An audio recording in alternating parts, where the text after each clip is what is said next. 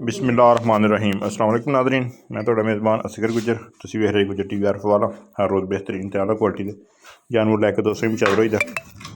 ਅੱਜ ਮਾਸ਼ਾਅੱਲਾ ਬਹੁਤ ਹੀ ਖੂਬਸੂਰਤ ਇੱਕ ਵੈੜ ਦੋਸਤਾਂ ਵੇਖਣੀ ਹੈ, ਮਗਰ ਮਾਸ਼ਾਅੱਲਾ ਉਸ ਤੋਂ ਵੀ ਖੂਬਸੂਰਤ ਵੱਛੀ ਹੈ, ਜੈਨਮਨ ਮੋਨੀ ਹੈ। ਥਣ ਚੱਟਾ ਗਾਂ ਨੂੰ ਬਹੁਤ ਸੋਹਣਾ ਤੇ ਬਹੁਤਾ ਹੀ ਵੱਡਾ ਵਾ। ਨਸਲ ਵੀਰਾਂ ਦੋਸਤਾਂ ਦੇ ਸਾਹਮਣੇ ਕੱਦ ਗਾਂ ਨੂੰ ਪੂਰਾ, ਲੇਕਿन ਜਿਹੜਾ ਥੱਲਿਓ ਮਾਸ਼ਾਅੱਲਾ ਮੈਦਾਨ ਜਿੰਨੀ ਕੁ ਗਾਂ ਵਾ ਉਨਾ ਕੁ ਲਿਬਾਸ, ਬਹੁਤਾ ਵੱਡਾ ਲਿਬਾਸ। ਥਣ ਗਾਂ ਨੂੰ ਸੋਹਣਾ ਵਾ, ਬਿਲਕੁਲ ਕੱਚੀ ਸੂਈ ਹੈ, ਕੱਚੀ ਸੂਈ ਵੈੜ ਆ, ਸ਼ਾਹ ਕਾਲੀ।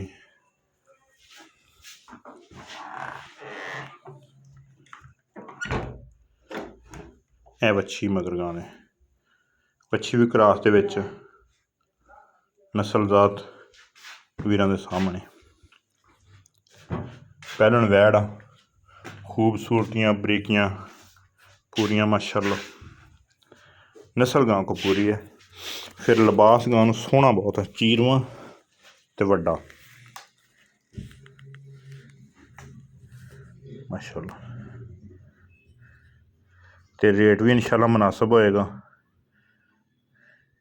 मझां तरह लिबास आ, विचों चीरवां, कद वड्डा, छोटे च नहीं गी, और सॉरी दरम्याना कद आ, बहुता वड्डा भी नहीं ते असलों बिल्कुल छोटी जी भी नहीं, दरम्याना कद आ।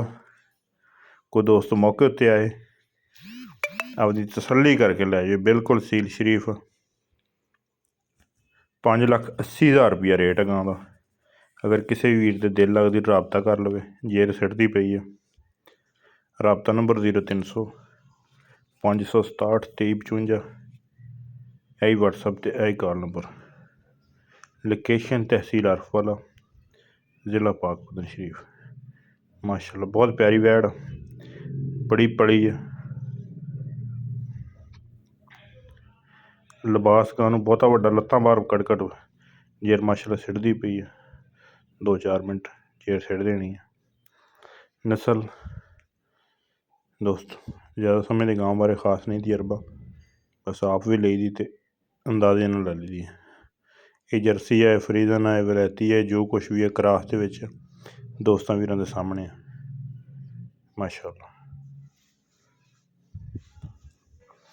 लोकेशन बार बार दस रहे, तहसील अरफवाला ज़िला पाकपतन। रबता नंबर 0300 567 2355, WhatsApp ते कॉल नंबर।